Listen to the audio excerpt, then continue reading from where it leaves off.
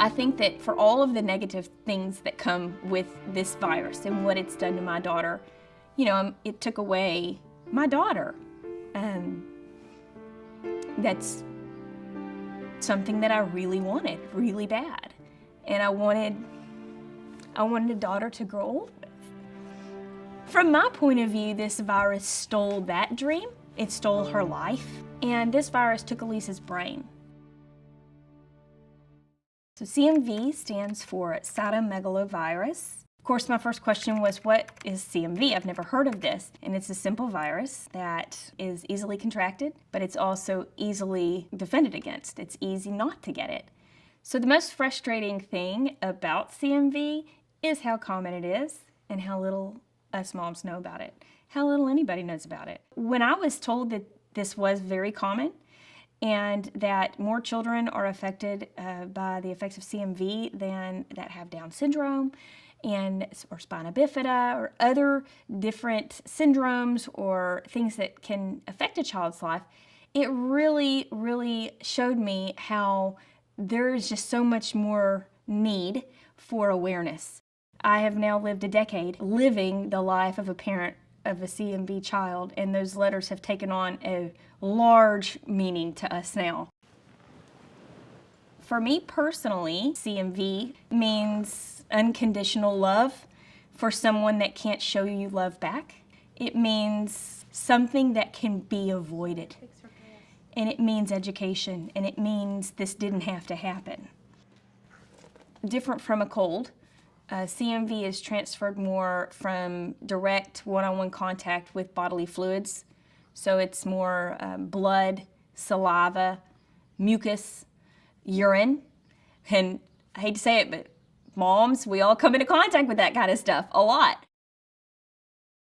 When I contracted CMV and when we knew that it had spread to Elise, I had lots of friends that were of childbearing age and were having children and were interested in what happened here. Here we go. What I mainly told my friends was stay away from situations that usually we would say this is no big deal, such as holding another child's passy in your mouth. So you pick it up off the floor, you put it in your mouth, you say, oh, I'm just keeping it for a second, and then there it is. It's been transferred. Eating, I would tell my friends, these are things that I did. Eating applesauce with my child, sharing a spoon, sharing a bowl, sharing a cup. So these small little things that you would think, oh, this doesn't matter, this is no big deal, it is a big deal. My advice would be, while you're pregnant, not to transfer germs through putting things that their child's that they've had in their mouth in your mouth. I would say that having alternatives available at all times is a good idea. Carrying maybe a pacifier holder. So when the passy falls on the ground, instead of putting it in your mouth and running to the bathroom to wash it, you put it in the holder, put it in the bag, and wait for later. Treat it as you would any other virus. Let's say that your kid does have a cold. You're not going to go kiss them on the mouth. You're going to show them affection in other ways. You're going to kiss them on the forehead. You're going to give them tight, big hugs. It doesn't have to be a lifestyle change forever, just while you're pregnant. I think that is a wonderful way to still be able to love on them and, keep this infection from spreading. Making sure that if you do come into contact, because it's very easy to come into contact with tears or blood even, or urine of a small child, just wash your hands thoroughly.